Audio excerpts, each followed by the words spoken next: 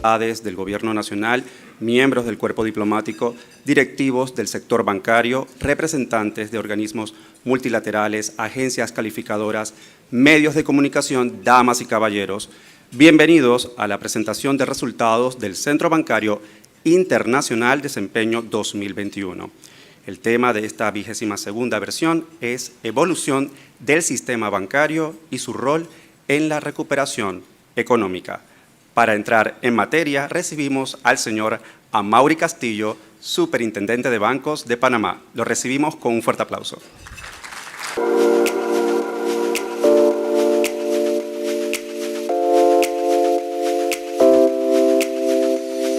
Gracias, buenos días a todos. La verdad que lo del aplauso nos hace sentir como si fuéramos rockstar, que no lo somos, pero no saben cuán feliz me hace estar aquí con todos ustedes después de tanto tiempo de haber perdido la presencialidad.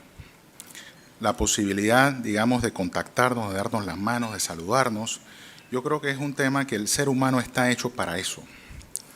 Y aunque la virtualidad nos ha ayudado, sin duda alguna, a poder no perder contacto, no perder la comunicación, no hay duda que este momento refleja para nosotros una enorme satisfacción de poder convocar a la comunidad bancaria y financiera de este país. Muy buenos días a todos, a quienes nos acompañan presencialmente y a quienes también lo hacen a través de los medios virtuales.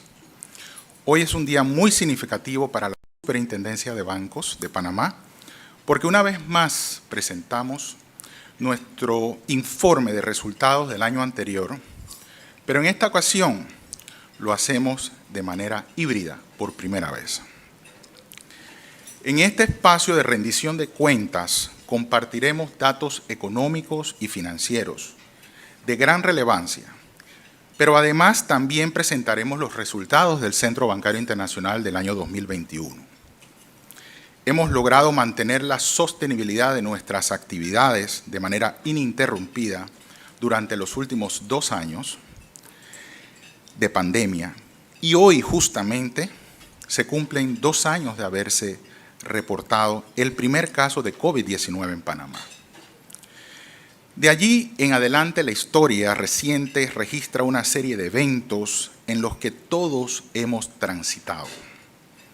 Caminos llenos de incertidumbre, de tristeza, de luto, de aprendizajes y también de retos y desafíos que aún tenemos por delante.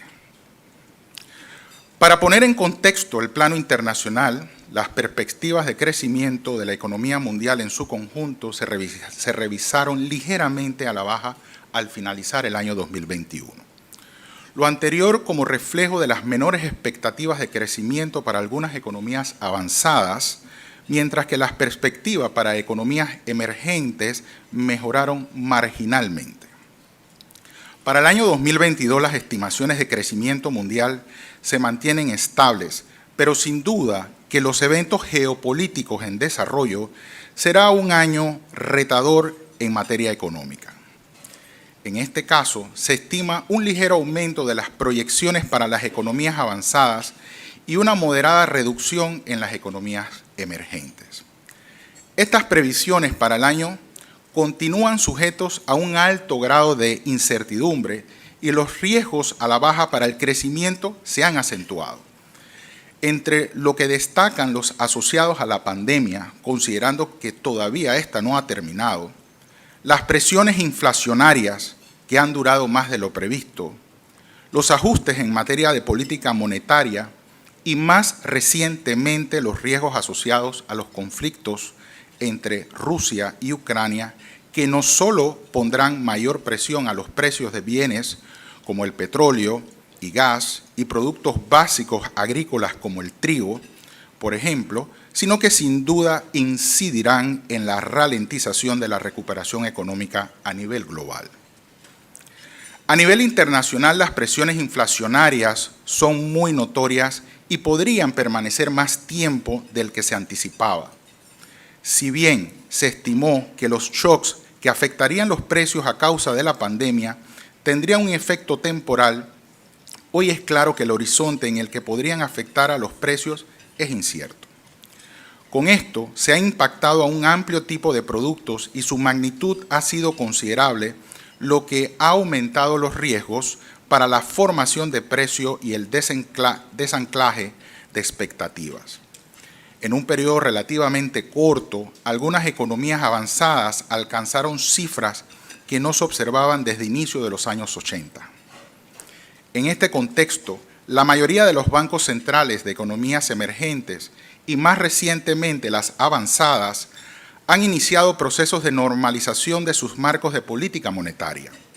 En el caso de los Estados Unidos, los mercados dan por descontado que se dé, en el muy corto plazo, un alza en la tasa de interés de los fondos federales, las cuales apuntan a más incrementos de los previamente anticipados, lo que iniciaría un ciclo de alzas de tasas de interés.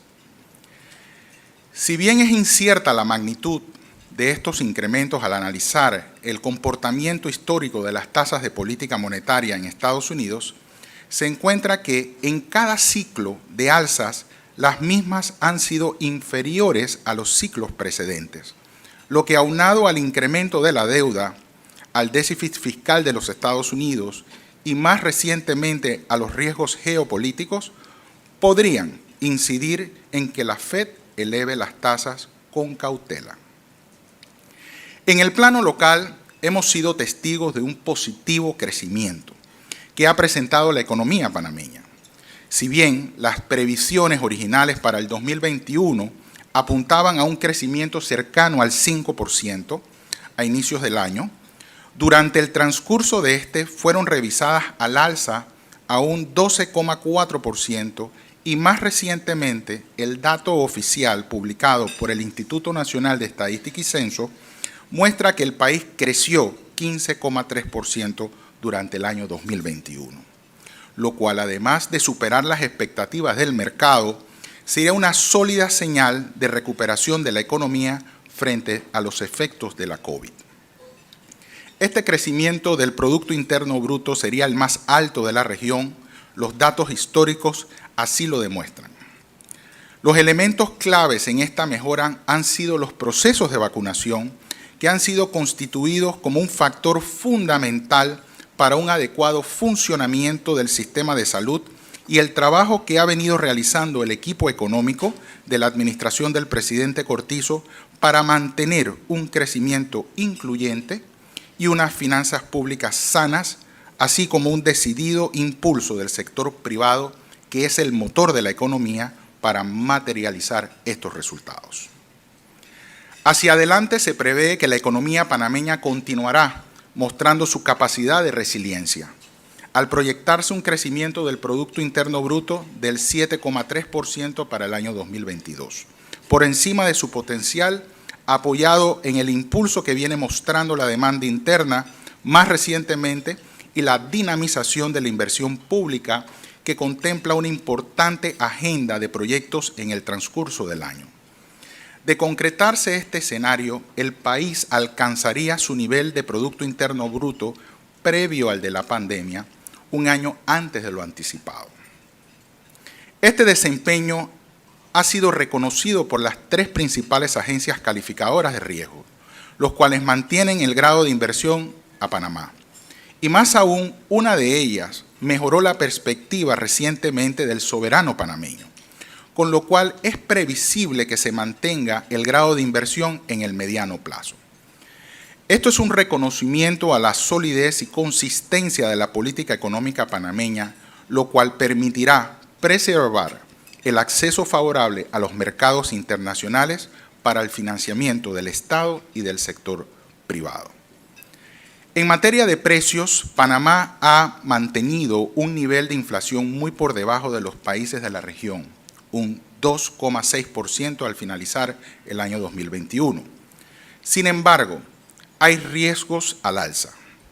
En lo concerniente al mercado laboral, si bien falta camino por recorrer, los datos más recientes muestran mejoras paulatinas en línea con la confianza empresarial, pero queda mucho por hacer todavía. Es necesario crear cuanto antes políticas públicas para generar mayor formalidad e incentivar la participación laboral. El marco anterior da luces para tener un prudente optimismo, por lo que, además de seguir protegiéndonos del virus, es fundamental seguir vigilantes para preservar los fundamentos macroeconómicos y la estabilidad financiera del país. Entrando en materia financiera, el Centro Bancario Internacional, compuesto por los bancos de licencia general y los bancos de licencia internacional, y el sistema bancario nacional que corresponde a los bancos de licencia general, mostraron comportamientos positivos al registrar en el Centro Bancario Internacional activos totales por el orden de los 133.358 millones, con un crecimiento del 2,3%, mientras que el sistema bancario nacional registró activos por 117.519 millones y un crecimiento del 1,6%. La diferencia entre el crecimiento de ambas bancas se da por la participación de dos bancos internacionales, uno considerado como sistémico a nivel global y otro como sistémico a nivel regional, los cuales registraron operaciones transfronterizas importantes en el transcurso del año, lo que impulsó el desempeño del centro en su conjunto. Para el año 2021 se evidenció una recomposición de los activos productivos, lo cual se observa en las colocaciones en bancos, que fueron el activo de mayor crecimiento en el año 2020, al superar algo así como los 21.000 millones de dólares, principalmente por razones de estabilidad financiera y para mantener una posición de liquidez robusta que le permitiese a la economía conservar un nivel adecuado al momento de tanta tensión como experimentó el país y el mundo. Durante el año 2021 se observó cómo la banca empezó a operar en base a su razón de ser, que es la intermediación financiera. Y esto se comprueba al verse reducidos los activos líquidos en un 7% y por el otro lado incrementada la cartera de crediticia total en un 3%, principalmente en el segmento de hogares. De igual manera, la cartera de inversiones presentó un crecimiento del 10%, repunte concentrado en el rubro de tenencia de bonos e instrumentos de renta fija. En cuanto al estado de resultados, luego de una caída de 833 millones o un 45% menos que el año 2020, se observa que en el 2021 el nivel de ganancias registró 1.280 millones, un 26% superior al 2020, impulsado principalmente por mayores ingresos generados por operaciones financieras no recurrentes, los cuales se incrementaron en un 10,8% y corresponden a ingresos generados por venta de inversiones, comercialización de instrumentos financieros, como también influenciado de manera relevante por los ingresos obtenidos de entidades bancarias en el extranjero, al trasladar el pago de dividendos al Centro Bancario Internacional.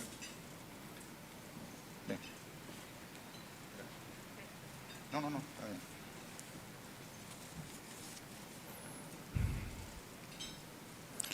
Por el lado de los egresos, los gastos que registraron comportamientos a destacar fueron los gastos operativos, que se redujeron en 10,7%, y las provisiones por cuentas de deterioro que por gastos operativos se redujeron en un 10,7%, y las provisiones para cuentas con deterioros que disminuyeron un 26%. Este último comportamiento amerita un paréntesis. La reducción se asocia a que esta misma fecha, el año pasado, todavía el escenario no era claro, en particular lo relativo a cómo sería la normalización de la economía y el proceso de reajuste de la cartera sujeto al programa de alivio financiero. Esto produjo que los bancos constituyeran provisiones adicionales, es decir, guardaron recursos ante la posibilidad de un escenario más complejo. Ya al último trimestre del año, se observó un éxodo significativo de créditos modificados que pudieron mejorar su condición financiera y volver a la regulación del Acuerdo Bancario 4-2013, con lo cual se reflejó una disminución respecto al año pasado. No obstante lo anterior, es importante mencionar que un segmento de las provisiones registradas pasa por patrimonio y otro segmento pasa a la cuenta de resultados. Pasa por patrimonio y no se refleja en la cuenta de resultados, perdón. Será vital la mejora de la economía y que se refleje en el poder adquisitivo de los hogares, de manera que se restablezca el nivel de pago de los clientes. De lo contrario, se tendrán que incrementar las provisiones por deterioro, las cuales desde la Superintendencia de Bancos estaremos vigilantes y muy de cerca. En cuanto a los indicadores de rentabilidad, es evidente que la dificultad de generación de rendimientos contribuyó a una importante reducción en el margen de interés, que registró 3,6%, como también un volumen menor de operaciones redujo el nivel de costos de fondo, que se ubicó en 1,9%. El Centro Bancario Internacional refleja un nivel de concentración importante en cuanto al nivel de utilidades. Este comportamiento se presenta en la parte superior izquierda de la filmina, donde se observa que el 84% del total de las utilidades la generan 12 bancos con activos superiores a los 3.000 millones de dólares y que a su vez manejan el 94% del total de las cuentas de depósitos, de los cuales 9 bancos son considerados sistémicos según la metodología del Banco de Pagos Internacional. A su vez, 13 bancos con activos entre 1.000 y 3.000 millones generan el 8% de las utilidades y agrupan el 3% del total de las cuentas de depósito. Y 39 bancos mantienen un peso de 8% del total y alcanzan un 2% del total de las cuentas. Este comportamiento se acentuó el último año debido a los efectos de la pandemia, ya que los bancos más grandes cuentan con mayor capacidad de resiliencia al momento de gestionar los egresos y mantener niveles de eficiencia adecuados, el cual al cierre de diciembre se mantuvo por el orden del 52,8%. Los depósitos totales del centro bancario panameño ascendieron al cierre del año 2021 a 97.015 millones, un 1,9% de crecimiento que plasma un adecuado nivel de confianza dentro de las principales fuentes de fondeo. El centro bancario, en su componente externo, mostró un incremento del 5% y los ahorristas locales, a pesar de atravesar un entorno complicado, han podido mantener niveles razonables de ahorros. La estructura de los depósitos del centro bancario se basa principalmente en la captación de depósitos obtenidos de particulares que mantienen el 85% del total de los depósitos y el 15% restante son posiciones interbancarias. Este indicador demuestra el aporte que ofrece el centro bancario panameño a la economía nacional, que se sustenta en los depósitos como fuente estable de fondos.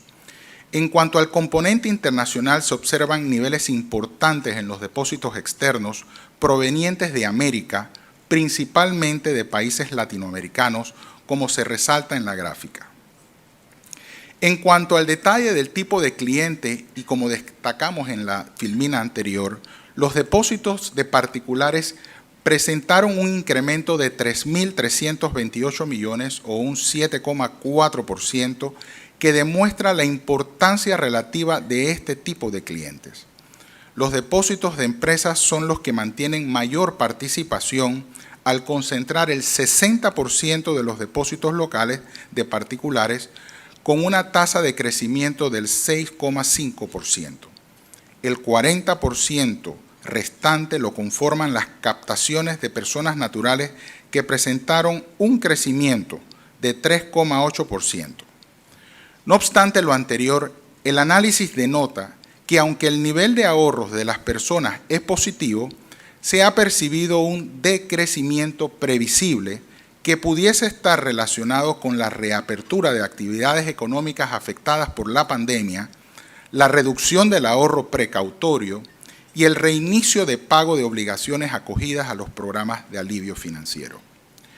En cuanto al tipo de captaciones, los depósitos a plazo siguen siendo los de mayor participación, representando el 51% de los depósitos locales, aunque los que presentan mayor crecimiento en los últimos años son los ahorros corrientes, que nos sugiere que los clientes están prefiriendo tener disponibilidad de liquidez a corto plazo más que tenerlo inmovilizado, aunque ello represente menos rendimientos. Estos números se corroboran al analizar la cantidad de cuentas de ahorro corrientes, las cuales representan el 90% del total de todas las cuentas de depósito a nivel del sistema bancario. Es importante señalar que las proyecciones del presente año pudiesen impulsar un mayor nivel de ahorros cuando la economía pueda llegar a los números esperados en los principales agregados macroeconómicos como el Producto Interno Bruto, la tasa de desempleo, la inversión extranjera directa, entre otros.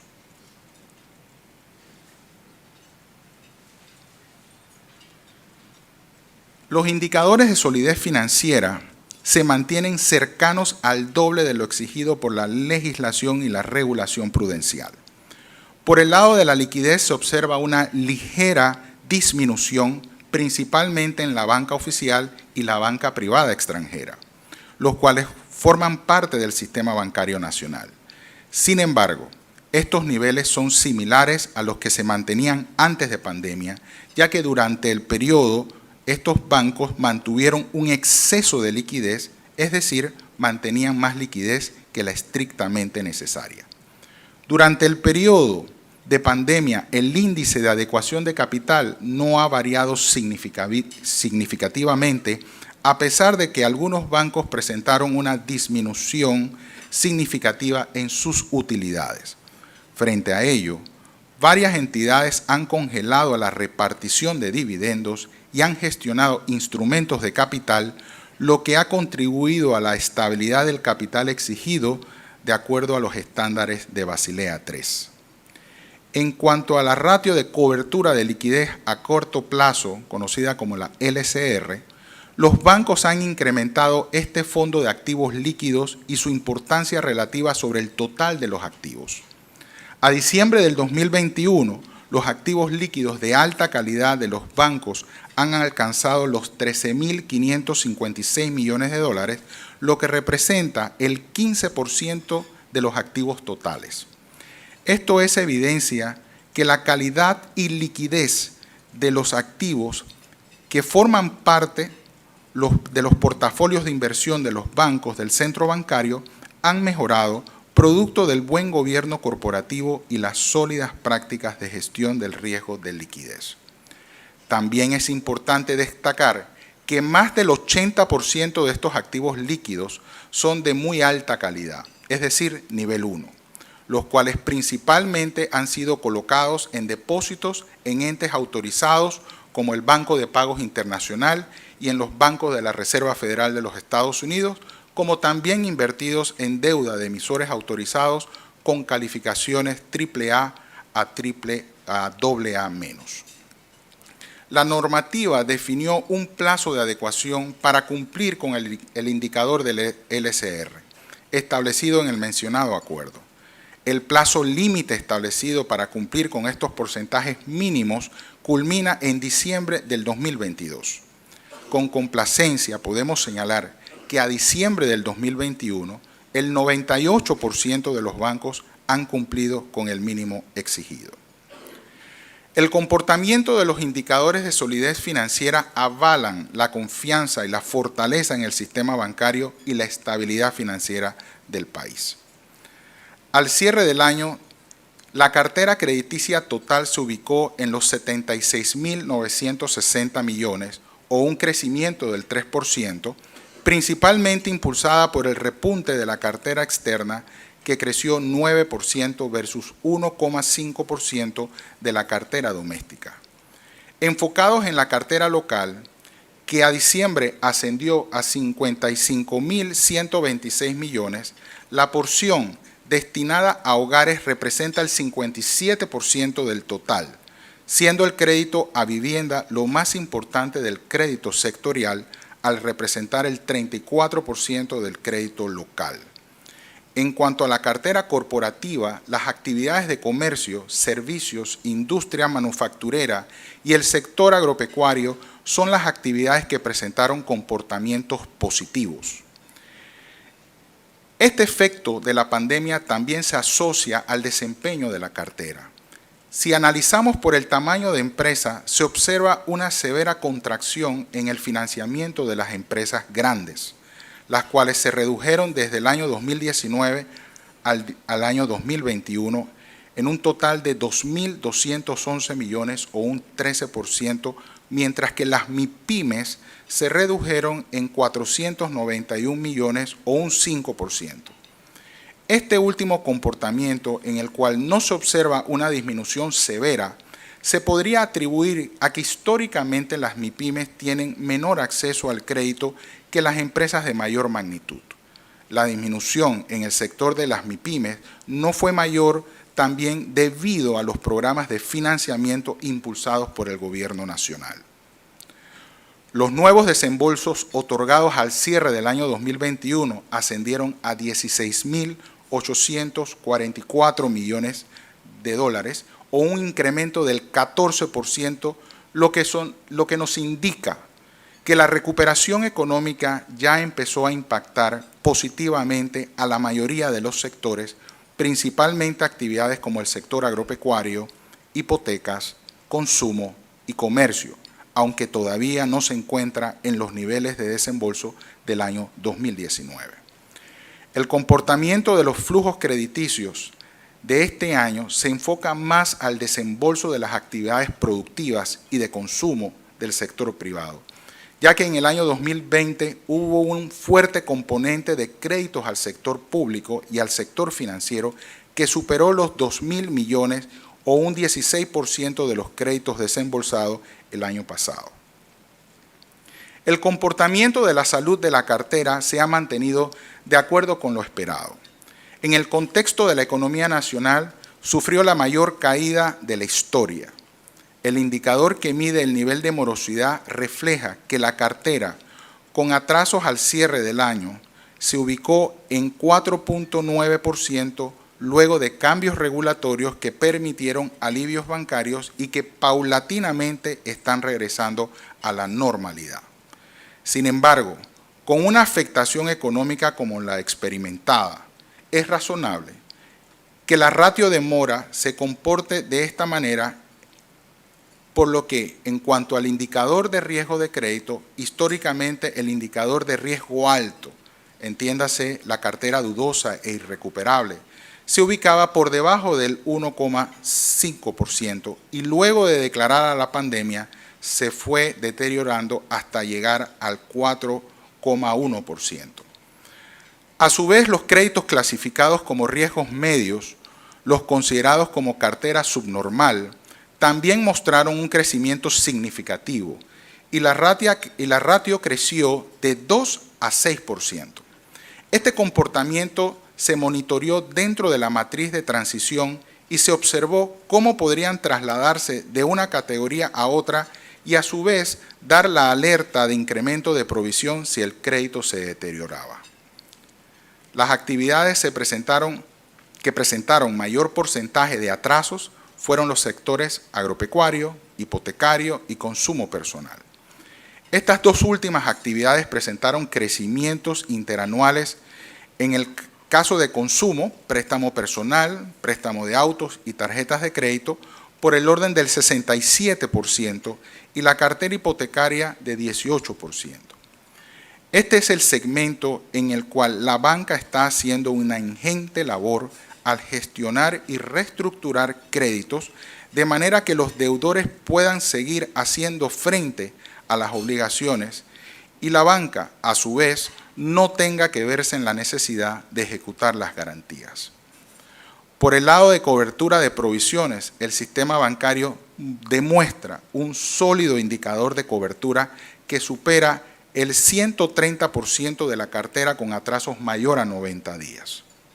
En cuanto a la cobertura de provisiones sobre créditos, se observa un crecimiento del 20%, producto del incremento del riesgo crediticio.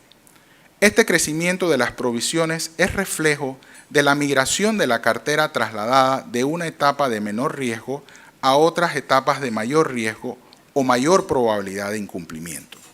De estas provisiones es necesario señalar que un segmento pasa efectivamente por resultados y otra parte se contabiliza en el patrimonio.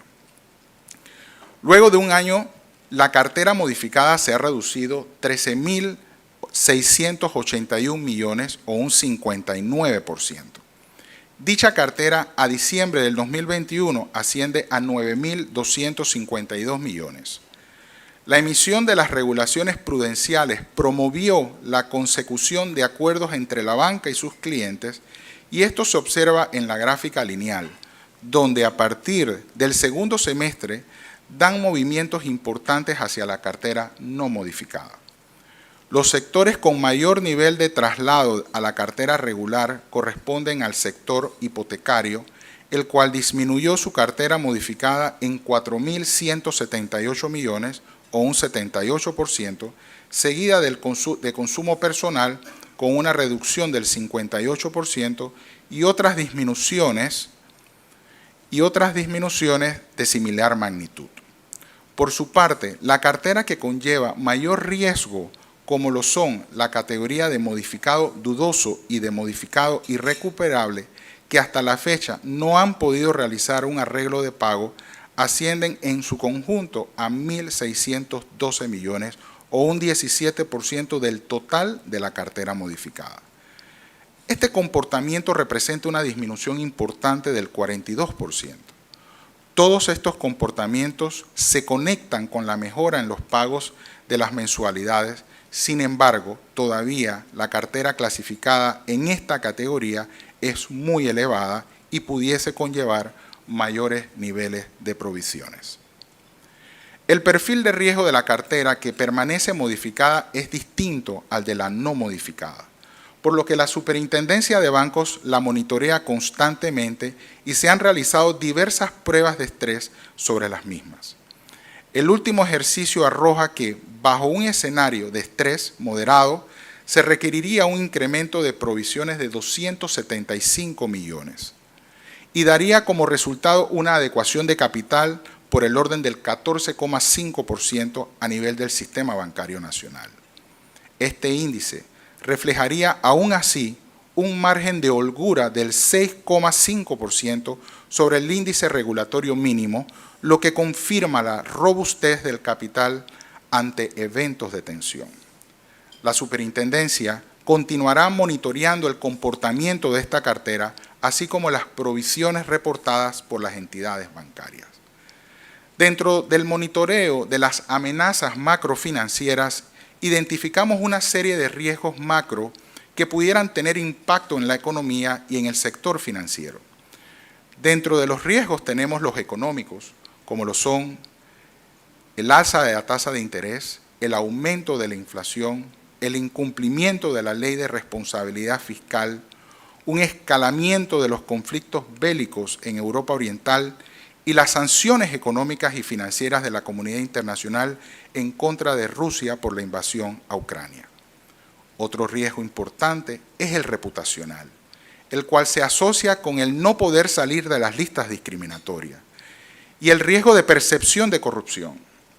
A este respecto, tanto el GAFI como la Unión Europea han confirmado recientemente nuestra permanencia en dichas listas. Finalmente, tenemos los riesgos sociales y ambientales, como son la aparición de nuevas cepas, la sostenibilidad del sistema previsional y la sostenibilidad de la Caja del Seguro Social, y no menos importante, los riesgos climáticos, los cuales hemos visto en los últimos años cómo han afectado a nuestro país. Más adelante tendremos una experta, la doctora Arévalo, que nos acompaña hoy, experta en riesgo climático, la cual nos ampliará sobre este tema. Estos riesgos pudiesen producir afectaciones en los agregados macroeconómicos. En cuanto a las afectaciones financieras, destacamos el incremento de la morosidad, la lenta actividad crediticia, el aumento de los costos de fondos y los problemas de rentabilidad. A la derecha presentamos un resumen de las proyecciones recogidas en el análisis de sensibilidad y los posibles impactos en las variables de mayor y menor riesgo. A continuación queremos resaltar algunos logros de gran relevancia que hemos alcanzado a nivel institucional, donde destacamos la continuación de los procesos de transformación desde todos los aspectos, fortaleciendo nuestros procesos, invirtiendo en infraestructura tecnológica, digitalizando tareas, elevando los niveles de eficiencia y fortaleciendo el conocimiento del capital humano.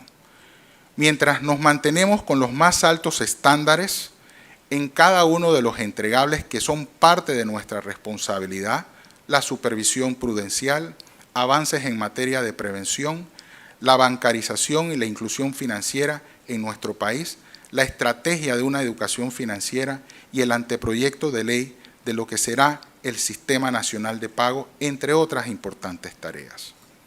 Durante el año 2021 se realizaron 259 procesos de supervisión prudencial basadas en riesgo, tanto en la modalidad presencial como a distancia, logrando así cumplir con el 100% del plan de inspecciones establecido. Estas supervisiones prudenciales implicaron inspecciones a 53 bancos y a 5 grupos bancarios, 19 bancos por seguridad bancaria, 26 bajo el régimen del Fondo Especial de Compensación de Intereses y 36 entidades con licencia fiduciaria.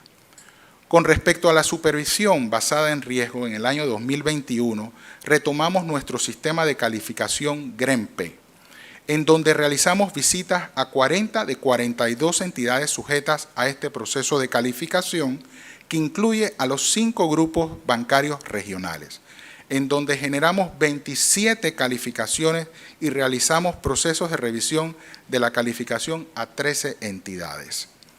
El contar con una supervisión basada en riesgo nos ha permitido determinar los riesgos a los que como regulador debemos enfocarnos y con base a los planes de acción acordados, realizando el seguimiento y el acompañamiento a las entidades supervisadas. Los resultados de estos procesos de supervisión prudencial es lo que nos permite determinar la frecuencia y la duración de las visitas de inspección que realizamos en el periodo 2022, periodo en el que se tiene programado realizar 286 procesos de inspección, representando un incremento del 10% en comparación al año anterior. Se visitarán 56 bancos, así como a 5 grupos bancarios regionales, 22 bancos por temas de seguridad bancaria, 28 por temas del régimen de FESI y 36 entidades con licencia fiduciaria. En materia de supervisión de prevención del blanqueo de capitales y financiamiento del terrorismo, se completó el 100% del plan anual de inspecciones para el año 2021, en donde se realizaron 114 inspecciones in situ y 90 inspecciones extra situ, dirigidas a los sectores regulados y supervisados. Para el año 2022 ya se inició con el plan de inspecciones y se tiene programado 115 inspecciones in situ y 75 inspecciones extra situ. Muchos han sido los logros y avances en el año 2021 en materia de prevención del blanqueo de capitales y financiamiento del terrorismo. Sin embargo, nos gustaría puntualizar solamente algunos. Se dio inicio al desarrollo de una consultoría para fortalecer el proceso de supervisión de los bancos de fomento, medios de pago, dinero electrónico y sociedades de ahorro y préstamo. Hemos culminado la implementación de un sistema de monitoreo de redes sociales para detectar oportunamente toda persona natural o jurídica que esté ofreciendo servicios financieros de manera ilegal por medio de estas plataformas tecnológicas sin la debida autorización por parte del Ministerio de Comercio e Industria o el registro de esta Superintendencia de Bancos. hemos iniciado la automatización robótica de procesos RPA de 3 tareas en materia de prevención, permitiendo el uso de robots para realizar los procesos que involucren tiempo y recurso humano. Les compartimos importantes avances en materia de prevención y control de operaciones ilícitas. Estamos poniendo especial énfasis en la aplicación de las leyes que se han aprobado en los últimos 5 años, de manera tal que podamos demostrar el cumplimiento técnico y la efectividad, de manera que podamos presentarnos ante el país y ante la comunidad internacional con un sistema de prevención de blanqueo de capitales eficaz y coordinado, donde la cooperación nacional e internacional demuestra ser fundamental. Aún tenemos retos importantes en el sector no financiero que tenemos que superar de manera urgente.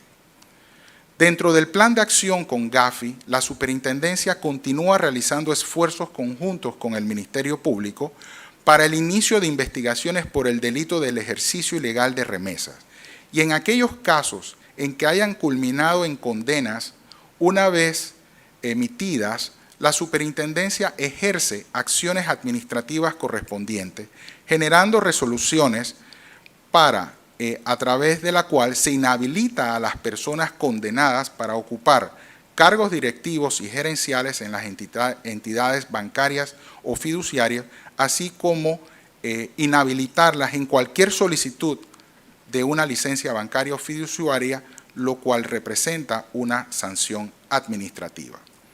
Con el apoyo del Banco Mundial se ha completado la evaluación nacional de riesgo de personas jurídicas y estructuras jurídicas, a través de la cual se identificaron los principales riesgos, lo que ha generado acciones concretas para mitigar las vulnerabilidades identificadas en la evaluación y en el caso que corresponde a la Superintendencia de Bancos, particularmente en las estructuras fiduciarias. A partir de las encuestas aplicadas a los bancos, hemos podido medir la exposición y el grado de avance del Centro Bancario Internacional en lo que respecta al proceso de transición de la tasa LIBOR. La exposición bruta total del centro a julio del 2021 fue de 24.777 millones, mientras que a junio del 2020 esa cifra era de 30.935 millones. La disminución se observa en los pasivos, principalmente en los financiamientos recibidos, entendiendo que esto como el resultado de cambios en contratos que son otorgados por los acreedores. Sin embargo, a pesar de las reiteradas recomendaciones realizadas por esta superintendencia, vemos que los activos referenciados en tasa LIBOR se han incrementado. Asimismo, el 71% de las operaciones LIBOR poseían vencimientos posteriores a diciembre del 2021, lo que representa un aumento de la exposición remanente de 3.289 millones, es decir, 23% con respecto al 2020. Finalmente, el grado de avance en las actividades plasmadas en la hoja de ruta es poco significativo, siendo este el 48% a diciembre del 2021. Esto denota que en su mayoría los bancos del Centro Bancario Internacional no evidencian estar preparados para ofrecer productos a tasas flotantes no vinculadas con la tasa LIBOR, necesitándose incrementar aceleradamente acciones para completar este proceso de transición. En vista de que la Secure Overnight Financing Rate, o SOFR, por sus siglas en inglés, representa actualmente la tasa de referencia alternativa mayoritariamente aceptada, hemos preparado un video muy didáctico a cargo de Bilardo de la Victoria, gerente de riesgo mercado de la Dirección de Gestión de Riesgo de la Superintendencia, con la finalidad de dar a conocer y presentar los aspectos más relevantes que la caracterizan y que podrían utilizarse como posibles fuentes de información. A continuación, el video.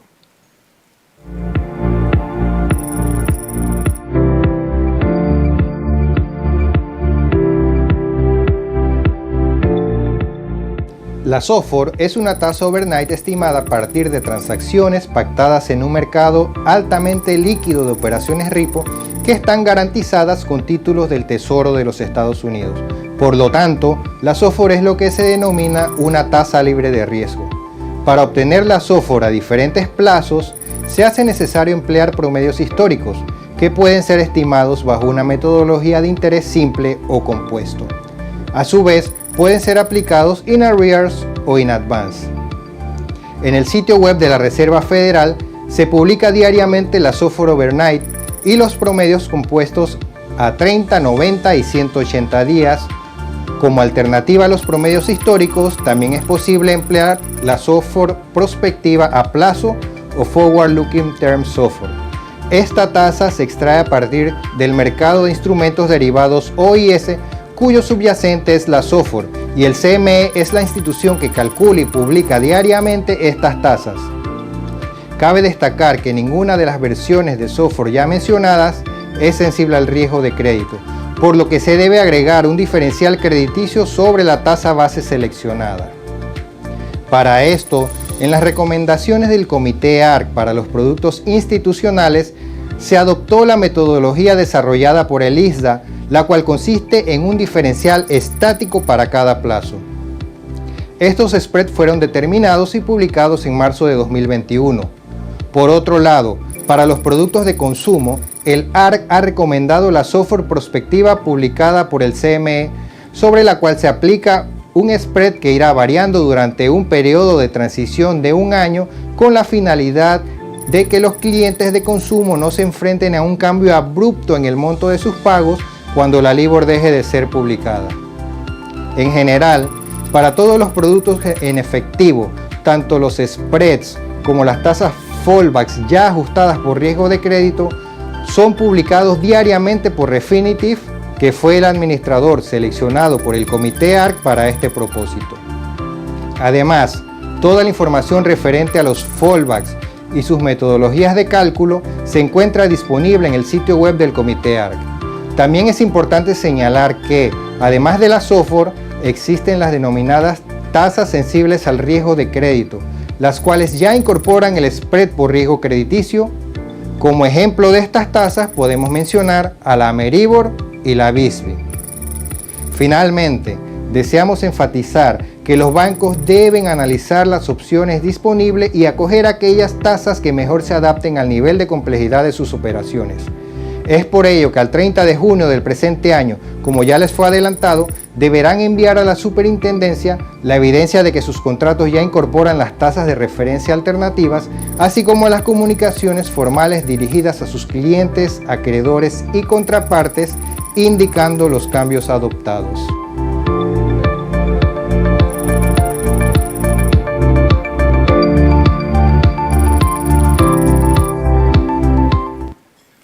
Gracias, Bilardo. Este material estará disponible y será de acceso público para quienes lo consideren de utilidad. Reiteramos la importancia de atender este tema con diligencia. Ahora, en materia de bancarización, podemos mencionar que el número de localidades con puntos de acceso de servicios bancarios alcanzó un máximo histórico en el año 2021. Sin embargo, esto se dio con matices, donde pudimos observar una disminución del número de sucursales físicas, algo que empezó antes de la pandemia, y otros tipos de establecimientos, pero con el aumento de los cajeros automáticos o los ATMs y una mayor utilización a través de los canales digitales que ganaron terreno con la pandemia. Este fenómeno se enmarca en una tendencia global observada en países de diferentes niveles de ingresos, que registran una reducción progresiva de esas sucursales como consecuencia del crecimiento de los servicios financieros digitales y de una estrategia de las entidades financieras para aumentar eficiencia, para reducir costos y generar una mejor experiencia a sus clientes. Este es el futuro cercano de la industria y que ya estamos viendo crecer de manera exponencial y que sin duda pondrá nuevos retos. Generar un mayor nivel de inclusión financiera, que seguramente será cada vez más digital y a la vez requiere aumentar las capacidades digitales de las personas de modo que no se queden excluidas. Lo anterior pone de manifiesto la necesidad de una educación financiera integral. Esta superintendencia lidera la iniciativa Estrategia Nacional de Educación Financiera, que tiene como principal objetivo el aumento en los conocimientos financieros para los ciudadanos y que puedan entender los diferentes servicios y productos que hoy ofrecen las entidades bancarias y financieras. A la fecha, mantenemos mesas de trabajo en donde participan entidades del Estado, tales como la Superintendencia de Seguros, la Superintendencia del Mercado de Valores, el Ministerio de Economía y Finanzas, el Ministerio de Educación, Banco Nacional de Panamá, Caja de Ahorros, entre otros, logrando importantes sinergias entre los actores claves con el principal objetivo de elevar la relevancia de la educación financiera en nuestro país como herramienta para el mejoramiento de la calidad de vida de los panameños y residentes en Panamá. En este esfuerzo, el sector privado también tiene un rol que jugar, por lo que vemos esta iniciativa como una gran alianza público-privada. Con el objetivo de incrementar la divulgación de esta estrategia y para darle identidad propia, en el 2021 lanzamos su propio sitio web con un contenido útil y práctico. También lanzamos sus propias plataformas en redes sociales bajo el nombre Tu Balboa Consentido, logrando capacitar a 4.766 personas y con alcances superiores a los 400.000 usuarios en las redes sociales a través del curso de educación financiera disponible en nuestro sitio web. Además, en el 2021 formalizamos convenios entre la Superintendencia de Bancos y 14 bancos de la plaza, universidades y entidades públicas. Mantenemos conversaciones de cooperación técnica con el Banco de Desarrollo de América Latina, CAF, para la implementación de la Estrategia Nacional de Educación Financiera y la elaboración de la Estrategia Nacional de Inclusión Financiera, así como la interoperabilidad entre ambas iniciativas. Si bien los niveles de inclusión financiera, en particular los de bancarización, han mejorado, todavía falta muchísimo por hacer.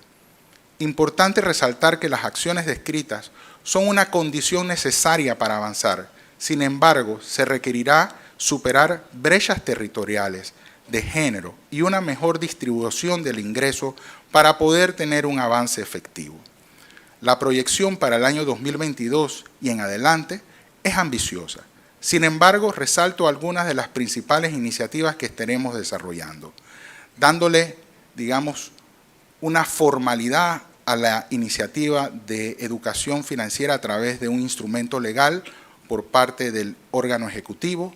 Estaremos desarrollando un plan piloto con el Ministerio de Educación a un grupo de escuelas para impartir contenidos de educación financiera dentro de la malla curricular. Implementaremos un simulador de negocios para emprendedores junto con la AMPIME y capacitaremos en educación financiera a beneficiarios de programas sociales del Ministerio de Desarrollo Social. La pandemia evidenció una falta de cultura financiera en la población y no importa el nivel socioeconómico en el que se encontraban o se encuentran, por lo que estos temas han tomado relevancia en la Superintendencia de Bancos y en la Superintendencia del Mercado de Valores y en la Superintendencia de Seguros, entre otros importantes actores. En ese mismo sentido, la Superintendencia, por medio de la Gerencia de Servicio de Atención al Cliente, para el año 2021 recibió un total de 670 reclamos administrativos interpuestos por consumidores bancarios, un 22% por encima de la cifra registrada en el año anterior. Del total, un 26% fueron recibidos mediante nuestro portal web de atención al cliente, aliado tecnológico de relevancia para el consumidor, quien a través de este y sin restricción de horario puede presentar consultas y reclamos, aportar pruebas y dar seguimiento. Para la atención de consultas y recepción de reclamos en formato presencial, a partir del 1 de junio del 2021, se implementó el sistema de programación de citas, también apalancado en tecnología, a través del FluYap, aplicación gratuita de fácil descarga y uso desde dispositivos móviles, contando además con la opción desde nuestro sitio web. En el 2021, la presentación presencial de reclamos representó 496 solicitudes o un 74% del total. Analizando las consultas y reclamos interpuestos por los consumidores en este periodo, se destacan los reclamos por tarjetas de crédito, préstamos de consumo. La compilación de estadísticas en cuanto a reclamos y consultas son elementos que ayudan a visibilizar tanto a los clientes bancarios como a las entidades bancarias con un mayor conocimiento de sus productos y servicios. En adición a la iniciativa de la Estrategia Nacional de Educación Financiera, la Superintendencia se encuentra evaluando proyectos de regulación que apoyen y refuercen la meta de tener consumidores mejor informados y que generen mayor transparencia de cara a los clientes bancarios. Como ya hemos conversado anteriormente y además conscientes de las transacciones electrónicas y de los medios digitales, han maximizado el uso del comercio electrónico y de otros canales de pago, es prioridad para esta superintendencia dar continuidad con la elaboración de un anteproyecto de ley de Sistema Nacional de Pago, permitiéndonos ponernos al día y propiciar la transformación tanto a nivel legal, regulatorio, como a nivel de la administración, control y vigilancia de los sistemas y medios de pagos electrónicos en Panamá. Este anteproyecto, que ha ido desarrollando la superintendencia con el apoyo del Banco Interamericano de Desarrollo, permitirá elevar el nivel y competitividad de nuestro centro bancario, financiero y de servicios, ofreciendo liquidación bruta en tiempo real, cheque electrónico y la emisión de dinero electrónico, todo esto a través de un operador del Sistema Nacional de Pago. Este proyecto permitirá desarrollar a mediano plazo la infraestructura necesaria para lograr la interoperabilidad de pagos, necesaria para los pagos inmediatos, independientemente de la institución financiera del usuario. Para la Superintendencia de Bancos es una misión vital poder impulsar el sistema financiero local con nuevos negocios tecnológicos disponibles para los usuarios dentro de un marco regulatorio adecuado y flexible. Cabe señalar que este anteproyecto además permitirá la inclusión financiera, ya que busca colocar en la mayor cantidad de usuarios posibles soluciones financieras digitales, cómodas, amigables y seguras. La Superintendencia de Bancos entiende y busca adoptar estas soluciones siempre teniendo presente los principales retos que esto conlleva, tales como la administración del riesgo, los elementos de ciberseguridad, la garantía de fondos de los usuarios bancarios y financieros y la neutralidad tecnológica. El Banco Nacional de Panamá sería el operador único del Sistema Nacional de Pagos y la Superintendencia de Bancos sería la autoridad reguladora del Sistema Nacional de Pagos. Esa es nuestra propuesta. Siguiendo esta agenda de manera organizada, ordenada y participativa, la Superintendencia busca poner a la vanguardia nuestro sistema financiero, cuya modernización requiere del apoyo de todos los participantes del ecosistema financiero local, quienes deben invertir los recursos y tiempos necesarios para la adaptación de un nuevo sistema nacional de pago y para que todos los servicios conexos funcionen adecuadamente y sea un éxito. Por lo pronto les comparto que aspiramos poder entregar al Ministerio de Economía y Finanzas este anteproyecto de ley a mediados de año para que el mismo sea revisado y puesto a la consideración del Consejo de Gabinete y posteriormente presentado a través del Ministerio de Economía y Finanzas a la Asamblea Nacional de Diputados para su discusión y posterior aprobación. Para nuestra Junta Directiva y para nuestra Administración, los temas relacionados a innovación y transformación digital son pilares fundamentales, transversales y de altísima prioridad, tanto para el sistema financiero y bancario, así como para la propia institución, ya que son estas iniciativas las que permitirán la sostenibilidad y la eficacia de la función reguladora y supervisora. ofreciendo al sector regulado los mecanismos y ambientes necesarios para el desarrollo de procesos de innovación, de transformación, con miras a repotenciar la competitividad de nuestra plaza. Luego de tantas cifras, estadísticas y resultados, cambiemos de tema para un asunto que realmente debe ser del interés de todos. Como es sabido, uno de los riesgos que enfrentamos hoy, con impactos más notables y quizás más incomprendidos, se relacionan con el cambio climático. Las consecuencias económicas y sociales derivadas de este son difíciles de estimar, pues no sabemos el momento exacto en que se darán los incidentes y cuál va a ser su nivel de gravedad y profundidad. Los riesgos relacionados con el clima influyen en las características del riesgo crédito, del riesgo mercado, del riesgo liquidez y del riesgo operativo. En otras palabras, es un riesgo con implicancia sobre otros riesgos. Como ejemplo de lo anterior, recordemos que en nuestra presentación de hace un año, dimos cuenta de los impactos de los huracanes Iota y Eta tuvieron en las carteras de crédito y que fue por el orden de los 91 millones. En el 2021 lanzamos una encuesta en la que participaron los bancos de licencia general.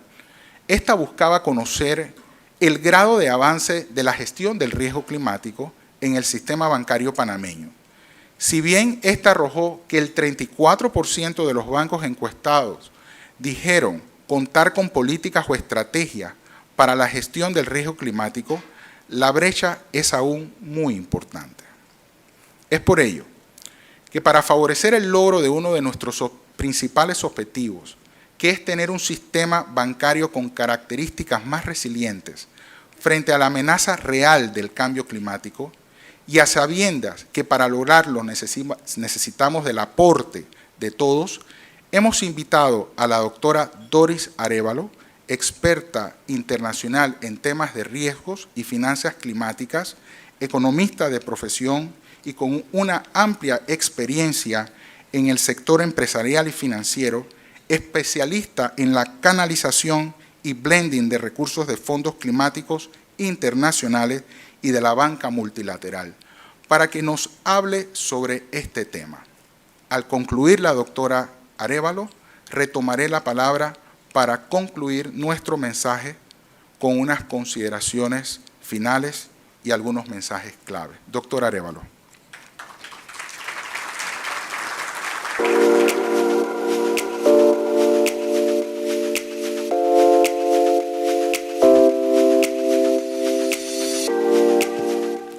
Bueno, muy buenos días a todos. Quiero agradecer especialmente a la Superintendencia de Bancos que me ha permitido compartir con ustedes hoy más o menos 20 minutos en donde les quiero hablar precisamente de uno de los riesgos en donde tenemos una brecha más grande en la región por cubrir y se trata del riesgo climático. Pero ustedes estarán viendo en este slide el nombre que le hemos puesto a la presentación es Enverdeciendo el sector financiero. Como decía el superintendente, soy banquera de profesión, he tenido la oportunidad de trabajar tanto en bancos comerciales como en bancos de desarrollo públicos en mi país y normalmente he estado en el área de desarrollo de productos y en el área comercial, razón por la cual siempre estoy acostumbrada no solamente a gestionar el riesgo que me es aprobado por las instancias internas del banco, sino ver las oportunidades en el mercado.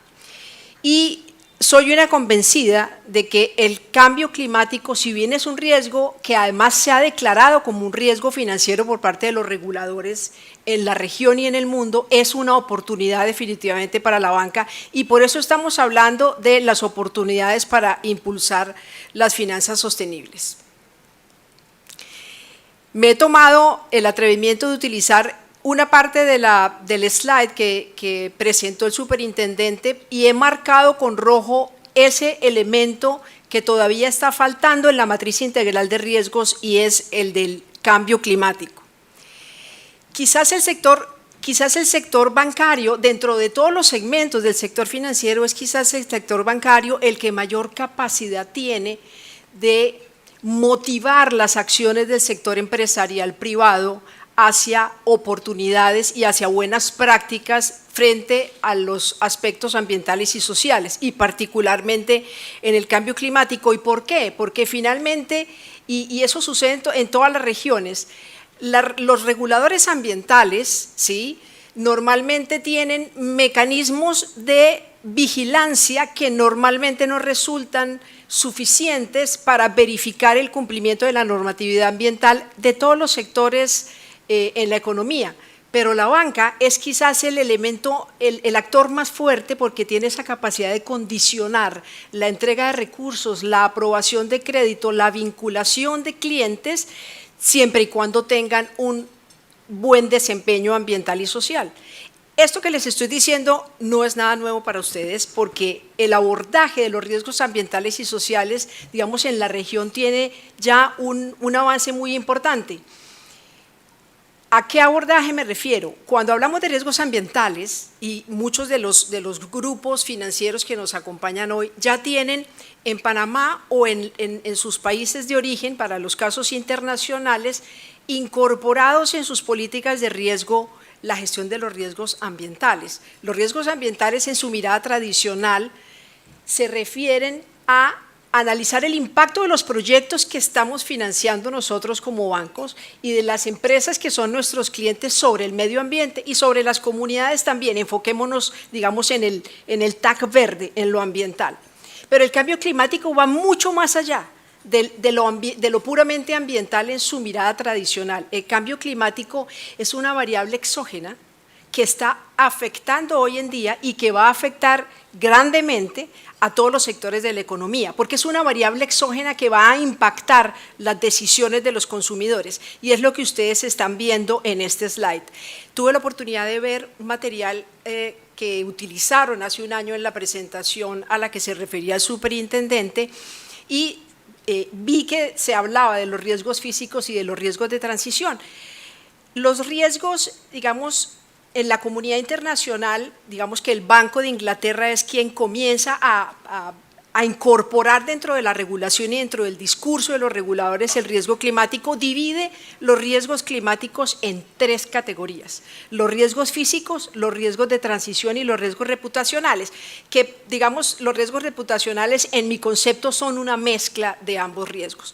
Los riesgos físicos, y lo mencionaba el superintendente, y nuestros países en la región que están tan expuestos a los efectos de los eventos hidrometeorológicos extremos, siempre lo vemos en las épocas de los fenómenos de la niña o de fenómenos del niño, cómo esos fenómenos agudos y crónicos del clima comienzan a afectar la economía y comienzan a afectar además las finanzas públicas y obviamente los ratings de riesgo de nuestros clientes, en algunos sectores económicos más que en otros.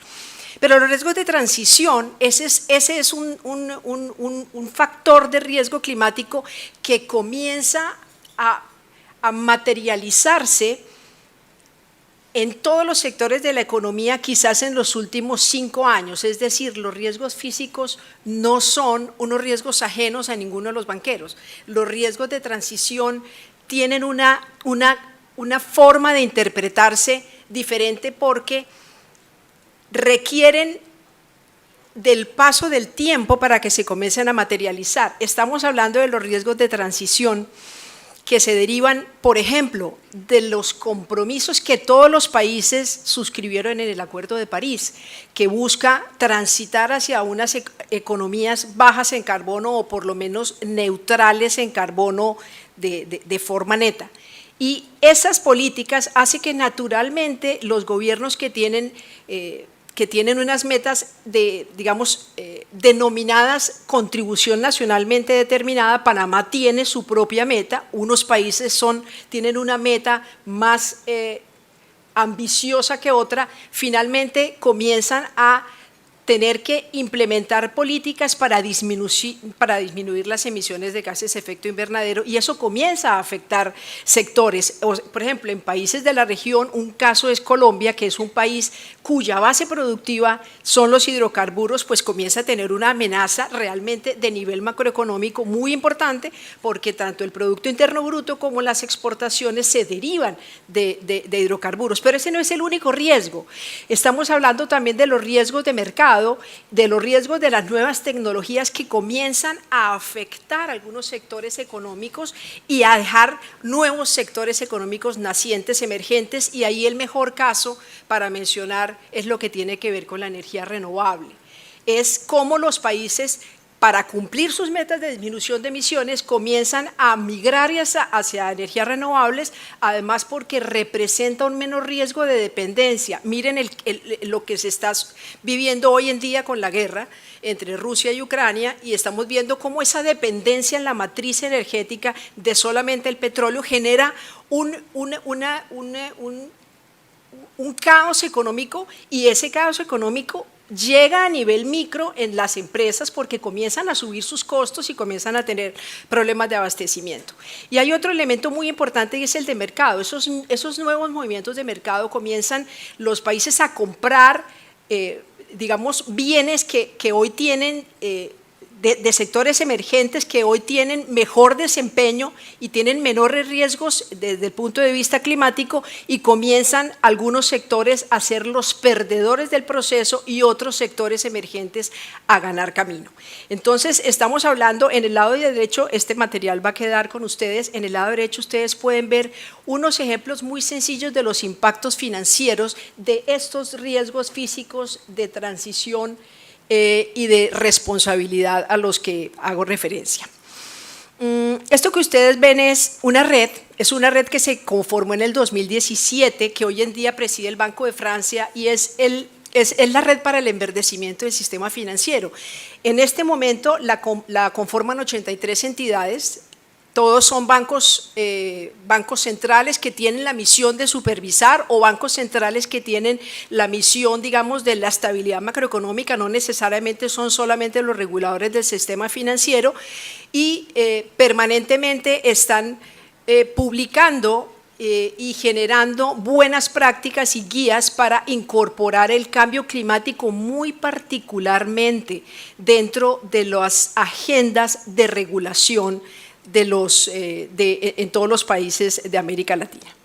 Ustedes ven en este mapa, todos esos cuadros que ustedes ven son iniciativas que se han gestado, y si quieren nos podemos enfocar en la región, que se han gestado por decisión voluntaria del sector financiero o decisión del gobierno, que ha llamado al sector financiero voluntariamente, y en la región, digamos, tienen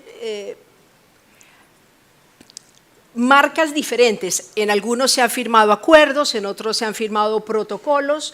De hecho, Panamá firmó un protocolo entre el sector bancario y varias entidades en el país, y estoy marcando con un círculo verde el caso de Colombia y el caso de Chile, porque aunque todos los países tienen similitudes, hay elementos muy importantes en estos dos países que es muy importante mencionar hoy, porque precisamente tienen un foco en cambio climático. Y acá no quiero utilizar mucho del tiempo, porque digamos podríamos hablar horas sobre lo que ha sido el caso de Chile, lo que ha sido el caso de Colombia en la gestión de riesgos climáticos, pero quiero comenzar con Chile mencionándoles que es el primer caso en la región en donde pasa de ese enfoque ambiental y de ese enfoque en finanzas sostenibles a abarcar directamente el cambio climático como un riesgo financiero. Digamos, Chile tuvo además una gran ventaja, y es que cuando se iba a dar la COP en Chile en 2018, ese fue el momento en donde el Ministerio de Hacienda, fue el primer caso, de hecho, en donde el Ministerio de Hacienda y los reguladores deciden llamar voluntariamente a los supervisados para que conformen un acuerdo, firmen un acuerdo y definan una hoja de ruta para incorporar cambio climático en sus agendas. Tuve la oportunidad de acompañar todo este proceso con el apoyo del Banco Interamericano de Desarrollo, y en cuestión de 6 meses, digamos, Chile, que en ese momento era de los únicos países que no había firmado ningún tipo de acuerdo que ustedes ven en esos mapas. En el 2018 no había ningún avance. Ellos lograron convocar no solamente a la banca, sino a todos los segmentos del sector financiero y firmaron lo que se denominó el Acuerdo Verde. Este Acuerdo Verde tiene un enfoque muy importante en cambio climático, pero desde el punto de vista de riesgos y oportunidades. Y miren ustedes que quien estaba llamando era precisamente el regulador. Uno pensaría que el enfoque podría ser solamente de riesgo y no es así, y creo como exbanquera que esa es la mirada adecuada. Se sentaron entonces los 3 reguladores, bueno, en ese momento ya eran solamente 2 reguladores y el Banco Central, y todas las entidades del sector financiero firmaron el Acuerdo Verde, y adicionalmente en cuestión de 7 meses logramos definir una hoja de ruta de corto plazo para 2020 y después con trazos muy importantes de mediano plazo a través de una mesa en donde se conformó el grupo de trabajo, que es la Mesa Público-Privada de Finanzas Verdes, en donde se conformaron 2 grupos, el grupo público, donde están los reguladores, y el grupo de los supervisados.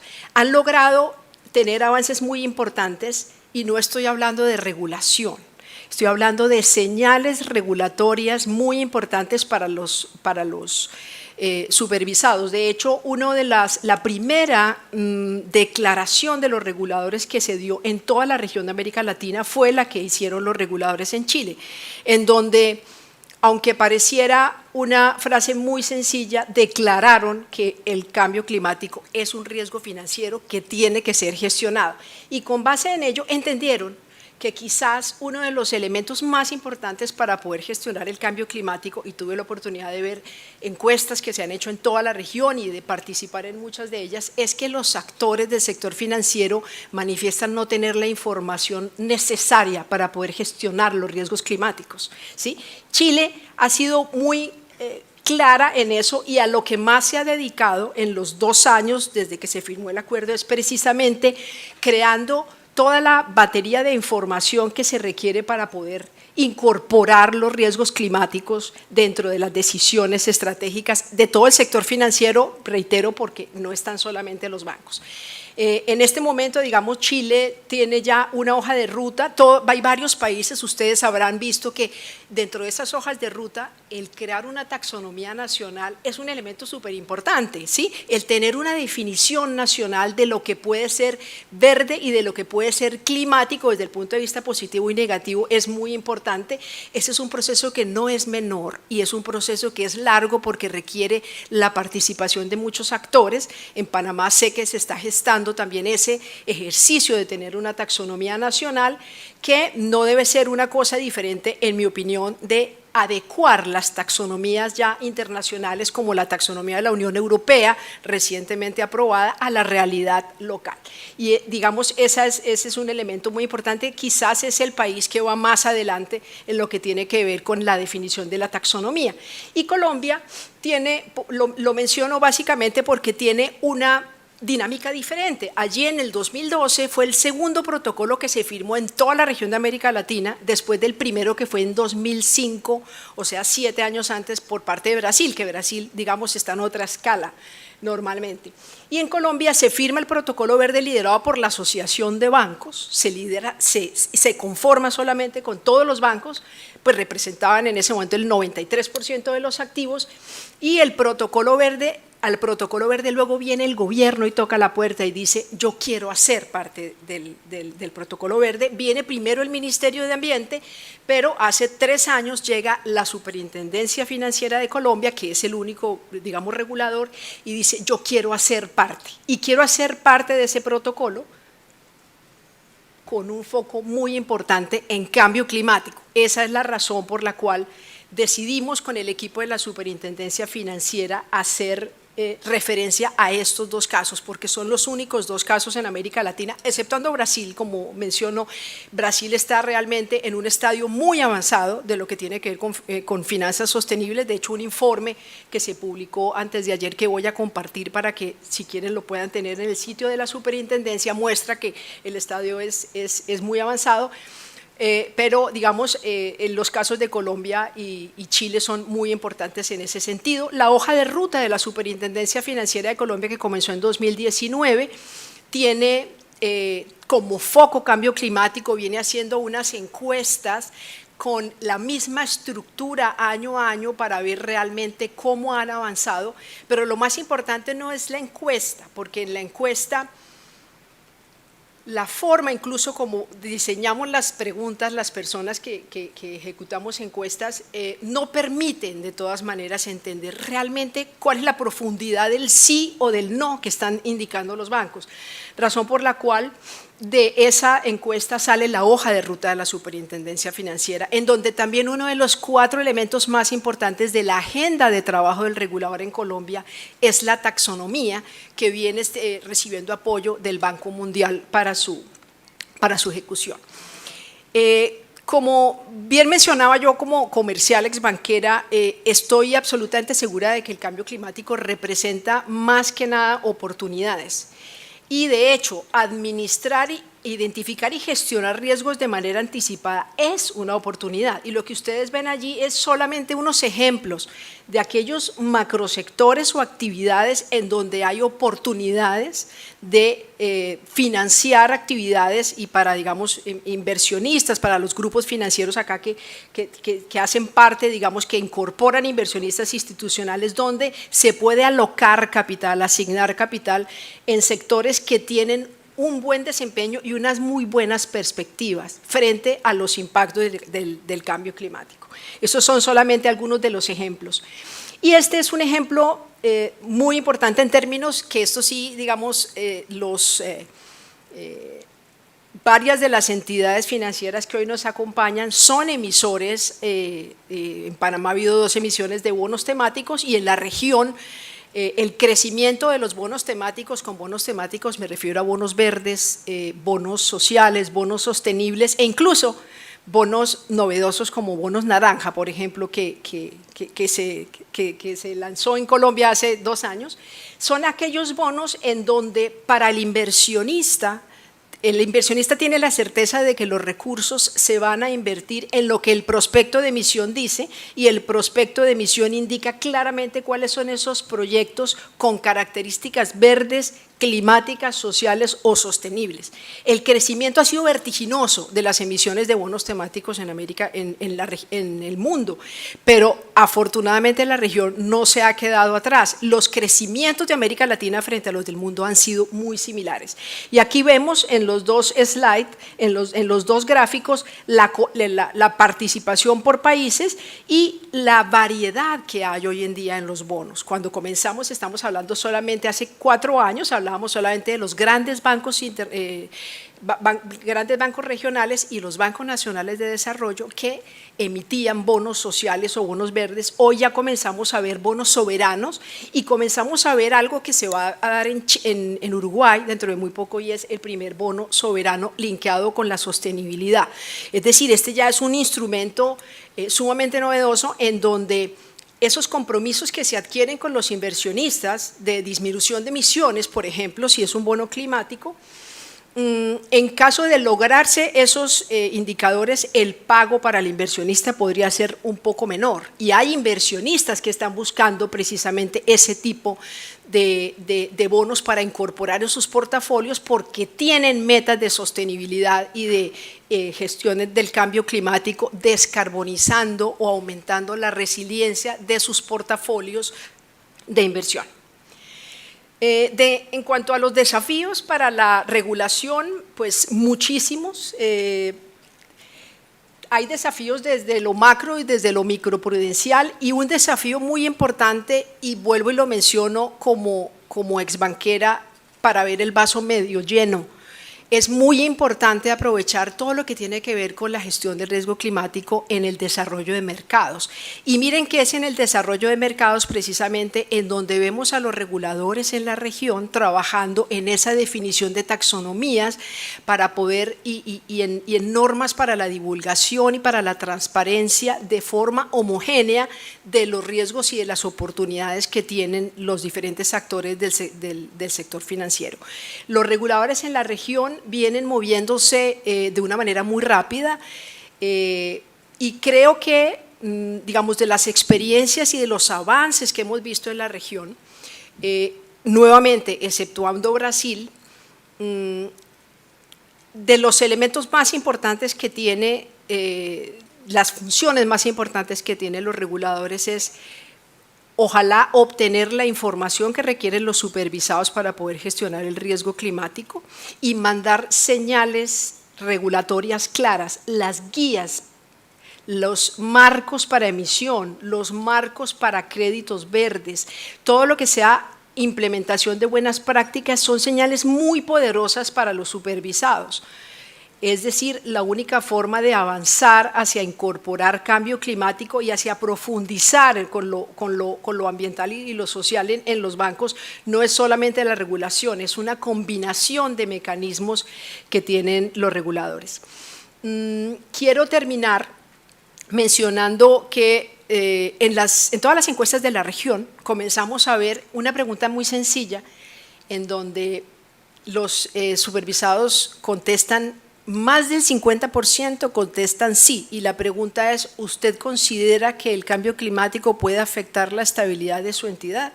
Y la segunda es, ¿usted considera que el cambio climático es una variable que puede afectar la estabilidad del sistema financiero en su país? Y han contestado que sí. ¿Qué quiero decir con esto? Que tenemos que avanzar porque llevamos 3 encuestas en la región, digamos, en donde ese porcentaje viene aumentando, ¿sí? De hecho, hay un país en donde el 77% de las entidades encuestadas mencionan que reconocen que es un riesgo, pero no se está gestionando.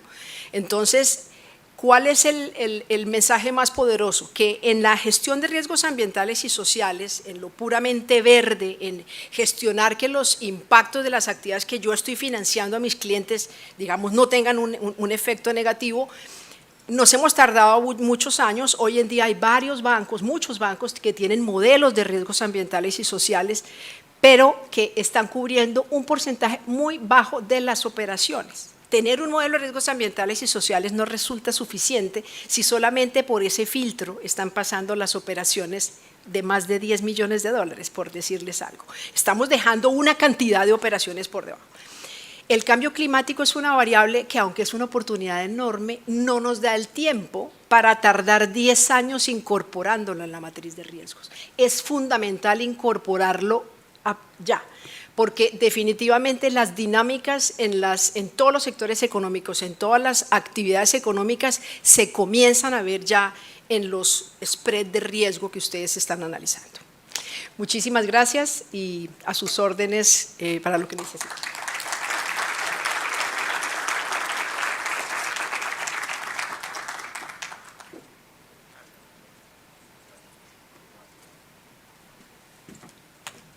Bueno, agradecerle, doctor Arévalo, haber aceptado esta invitación. La verdad que nos sentimos muy complacidos y espero que haya sido, digamos, de utilidad para la audiencia. Es un tema que quisimos hoy básicamente ponerlo como un tema,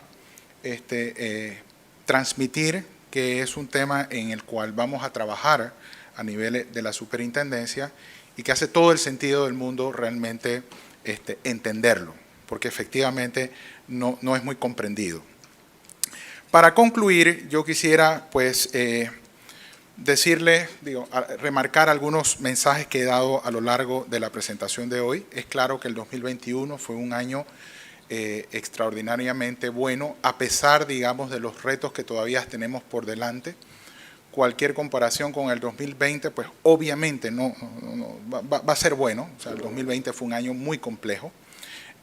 Pero ya se están viendo, digamos, señales de recuperación en una etapa que ojalá y no nos equivoquemos post pandemia.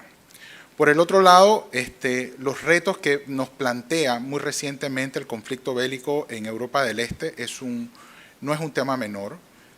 No solamente el conflicto bélico en sí, sino más bien las sanciones económicas y financieras que la comunidad internacional le está poniendo a Rusia. Tampoco es cualquier economía, es un tema complejo de manejar y nosotros abrigamos la esperanza que sea algo que se pueda resolver, aun cuando ya está en una situación, yo diría, bastante complicada. Por el otro lado, creo que es importante resaltar que la actividad de intermediación volvió a ser protagónica Ya estamos viendo, pues de alguna manera, una mayor cantidad, digamos, de desembolsos nuevos, de préstamos. El nivel de ahorros mostrado a nivel del centro bancario es positivo. Sin embargo, como ya lo dijimos también, el depositante está prefiriendo tener, digamos, disponibilidad inmediata de sus recursos, aunque eso le cree, digamos, algún tipo de merma en la rentabilidad de esos recursos puestos tradicionalmente en depósitos a plazo fijo. Por el otro lado, la salud de la cartera sigue siendo un tema en el cual nosotros vamos a poner los acentos más importantes. Ustedes muchos recordarán el mensaje que enviamos a finales del año pasado. Creo que hay un tema básicamente de procurar, digamos, un sinceramiento de la cartera de crédito, particularmente la cartera de crédito modificado. Ahí hay un trabajo que hay que hacer, y viendo, digamos, los aspectos relacionados con las normas internacionales de información financiera, es claro que tiene que haber un reconocimiento, ¿no?, del incremento de riesgo de pérdida por esa cartera que de alguna manera pues no ha sufrido alguna suerte de arreglos de pago o demás. O sea, es un poco, y de ahí el interés de la superintendencia oportunamente de ir tratando de identificar esa cartera con mayor nivel de riesgo. El nivel de provisiones igualmente está asociado. Es un tema que tenemos que ir viendo en la medida que vaya evolucionando. Hay que entender que aun cuando existen unos niveles de provisiones relativamente adecuados, si lo tomamos en cuenta, digamos, lo que pasa por resultados y lo que se contabiliza en patrimonio, todavía, digamos, esta es una historia en desarrollo. Por lo tanto, es importantísimo que ustedes pongan mucha atención en los modelos de cálculo de pérdidas esperadas, porque a 2 años de pandemia, por supuesto, por muchos ajustes que han tratado de hacer, nadie estaba, digamos, preparado para una situación de tanta tensión. La cartera modificada, buena noticia, obviamente ha ido desmodificándose una parte importante. Sin embargo, creo que es importante comentarles que nosotros estamos vislumbrando, ¿no?, que esta cartera modificada pueda volver de manera orgánica a la cartera regular, es decir, a la cartera no modificada, amparada por el Acuerdo Bancario 4/2013. Tanto los créditos que lograron reestructurarse como los créditos que no han logrado reestructurarse, que no tuvieron la capacidad financiera para hacerlo, y por lo tanto migrarla hacia el 4/2013, pues obviamente lo que pensamos es que tendría que ir con la categoría de riesgo correspondiente, con todo lo que eso conlleva. Un elemento también importante, los riesgos cibernéticos, son riesgos que creo que muchos de ustedes están muy sensibilizados y muy ocupados también. Esto ha aumentado en los últimos meses de manera exponencial y requerimos que todos los bancos hagan lo que tengan que hacer para advertir y educar a sus clientes. La mayoría de estos, digamos, fraudes cibernéticos obviamente están yendo más a través del mismo cliente, del robo de datos, el cliente compromete sus datos personales, y es un tema en donde todos los bancos tienen que poner su mejor esfuerzo para tratar de que los clientes tengan, digamos, el nivel de conocimiento. Estamos viendo que muchos de ustedes han hecho campañas y siguen de manera continua haciéndola, pero ciertamente el crimen cibernético está, digamos, increciendo. Los temas de Gafi de la Unión Europea también siguen poniendo mucha presión a la reputación del país y a la integridad de la plataforma de nuestros servicios internacionales. Por lo tanto, este es un tema de Estado. Esta superintendencia seguirá cooperando y cumpliendo con lo establecido en el plan de acción con Gafi. No obstante, es importante señalar que los principales retos y desafíos están en el sector no financiero. Por lo tanto, es importante, también hay aspectos que están vinculados a la administración de justicia, que hay que ver cómo podemos como país unirnos y efectivamente no pensar que el problema se va a resolver solo. Esto es un problema que nos está poniendo mucha presión y en conversaciones con muchos de ustedes siempre lo he dicho. a pesar que las tareas no están en el sistema financiero, el que el país no logre salir de estas listas, pues obviamente el sector financiero es el primer afectado. Por lo tanto, es un tema en el cual todos tenemos que involucrarnos. Por el lado, digamos, de los logros institucionales, continuamos evolucionando y transformando nuestras herramientas y sistemas de evaluación de riesgo en materia de prevención y control de operaciones ilícitas. Estamos apalancándonos en tecnología, nuestros sistemas de transferencias de información y documentos digitales sigue fortaleciéndose para brindar un mejor servicio. La institución ha alcanzado un crecimiento importante en la utilización de herramientas de data analítica, lo que ha requerido la implementación y actualización de nuevos repositorios de base de datos, de data warehouse y modelos de información. Esto también nos ha llevado a iniciar acciones y establecer una hoja de ruta hacia la nube, para el análisis de estos datos cuando nuestras capacidades no sean suficientes, como por ejemplo a la analítica prescriptiva o inteligencia artificial. Y en esta misma línea la institución ya cuenta con modelos de data analítica que pueden ser publicados en nuestro sitio web para el público en general.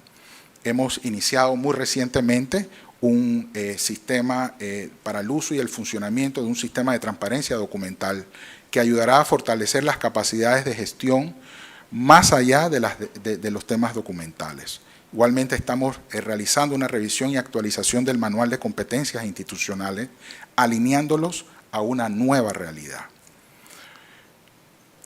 Finalmente, quiero destacar la aprobación reciente del Acuerdo Bancario 1-2022.